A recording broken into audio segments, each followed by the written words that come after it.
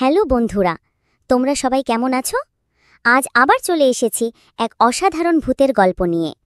গল্পটা ভালো লাগলে অবশ্যই লাইক করে চ্যানেলটা সাবস্ক্রাইব করে পাশে থাকবে। আজকের গল্প রাজবাড়ির রহস্য।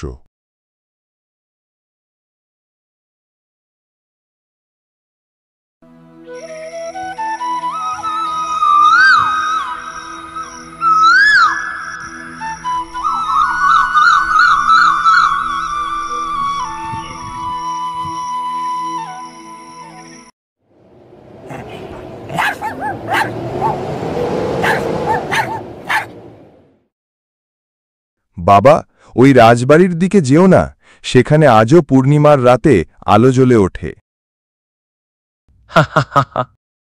কুসংস্কার কাকু, আমি ইতিহাস খুঁজতে এসেছি, ভূত নয়। দাদা ভাই, আমিও যাব। আমি জানি ওই রাজবাড়ির সব গল্প।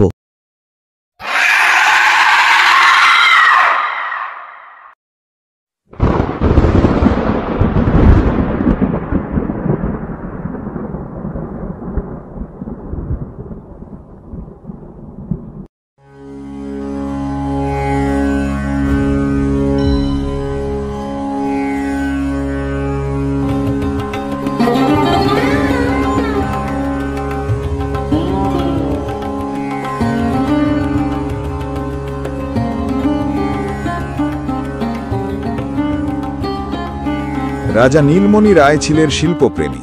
তার রাজবাড়ি গানের সুরে, নৃত্যের ছন্দে ভরা থাকত।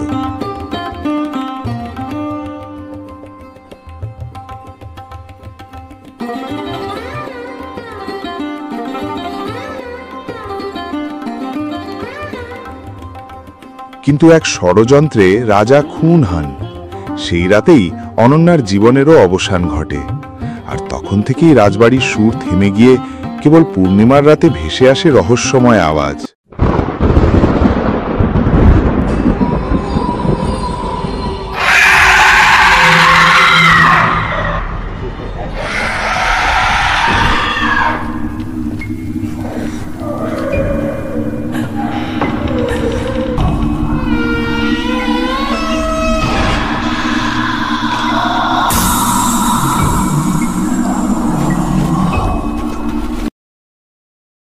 কি নিস্তব্ধতা, যেন দেয়ালগুলোও কথা বলছে।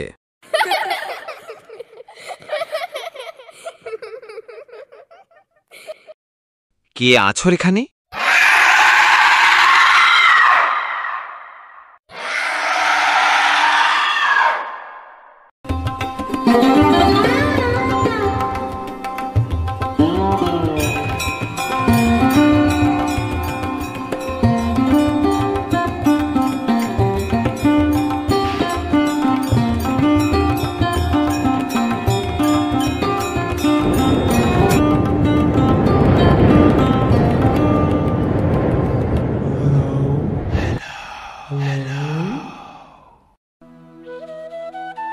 এই রাজবাড়ি শুধু ইট পাথর নয়, এ হল অসমাপ্ত সুরের আবাস।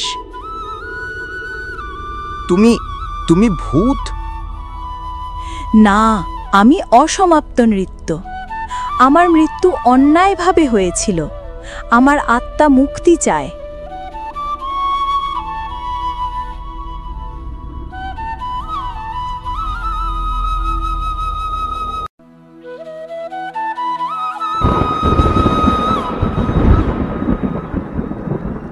রাজাকে হত্যা করা হয়েছিল ষড়যন্ত্রে।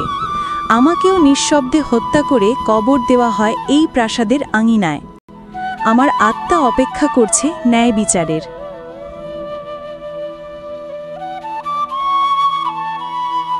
আমি ইতিহাসে তোমার সত্য লিখে রাখব।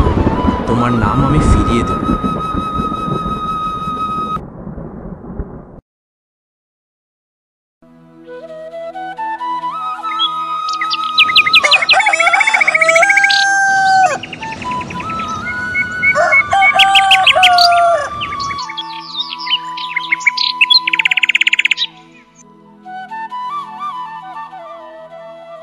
অর্ণব, এই যে পড়ে আছে রাজবাড়ির ফটকে, হাত শক্ত করে ধরা একটি রূপোর নূপুর।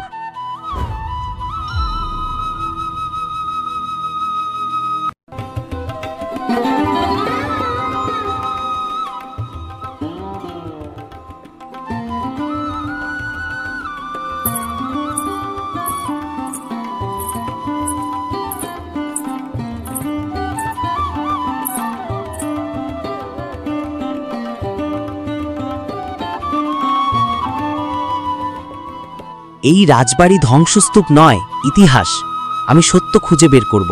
অনন্যা, তোমার সুরকে আমি মুক্তি দেব।